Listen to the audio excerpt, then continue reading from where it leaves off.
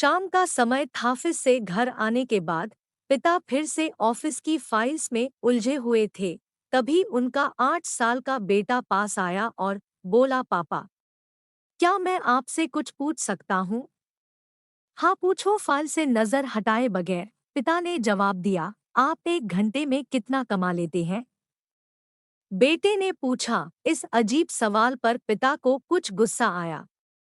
उन्होंने जवाब दिया, तुम्हें इससे क्या मतलब? क्यों बेकार के सवाल पूछकर मेरा समय खराब कर रहे हो? देखते नहीं मैं काम में बिजी हूँ पापा। मैं बस जानना चाहता हूँ, प्लीज बताइए ना, आप 1 घंटे में कितना कमा लेते हैं? बेटा जिद करने लगा। 500 रुपए, पिता ने जवाब दिया और काम में लग गए। ओ, बेटा सिर झुकाकर कुछ सोचने लगा, फिर सिर उठाकर बोला, पापा, आप मुझे 300 रुपए उधार दे सकते हैं।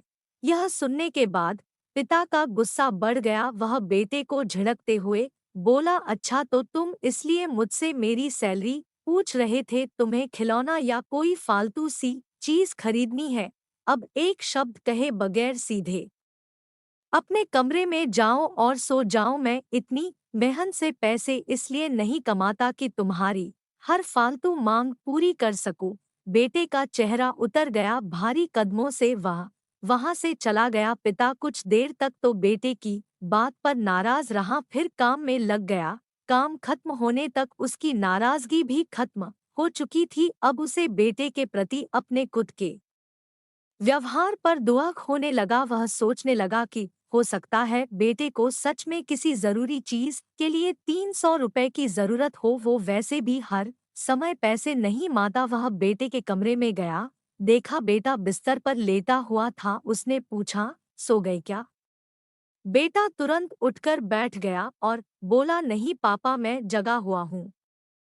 बेटा, मैं काम की वजह से परेशान था और मेरा काम का गुस्सा तुम पर निकल गया। मुझे तुम पर गुस्सा नहीं करना चाहिए था। ये लो 300 रुपए जो उस समय तुम मुझसे मांग रहे थे। पिता बेटे के पास बैठते हुए बोला, थैंक यू पापा। बेटा चहक उठा। 300 रुपए एक तरफ रख उसने अपने तकिए के नीचे दबे कुछ नोट निकाले और उन्हें गिनने लगा। यह देख पिता को फिर से गुस्सा आने लगा। वह गुस्से में बोला, जब तुम्हारे पास पहले से ही पैसे थे तो तुम और पैसे क्यों मांग रहे थे? क्योंकि मेरे पास पूरे पैसे नहीं थे पापा, अब है। बेटे ने मासूमियत से जवाब दिया, पापा ये लीजिए 500 रुपये। क्या इससे मैं आपका 1 घंटा खरीद सकता हूँ? प्लीज कल आप घर जल्दी आ जाना, मैं आपके साथ डिनर करना चाहता हूँ। बेटे की बात सुनकर पिता अवाक रह गया। सीख, हम पैसे कमाने की जद्दोजहद में इतने ज्यादा व्यस्त हो जाते हैं कि हमारा परिवार पीछे छूट जाता है। हमारे पास अपने परिवार और प्रियजनों के साथ बिताने के लिए समय ही नहीं होता। समय धीरे धीरे हमारे हाथ से फिसलता चला जाता है और बीता समय कभी वापस नहीं आता। ऑफिस में हमारा रिप्लेसमेंट बड़ी ही आसानी से ढूंढ लिया जाएगा, लेकिन परिवार का कोई रिप्लेसमेंट नहीं है। अपने परिवार को महत्व और पर्याप्त समय दें।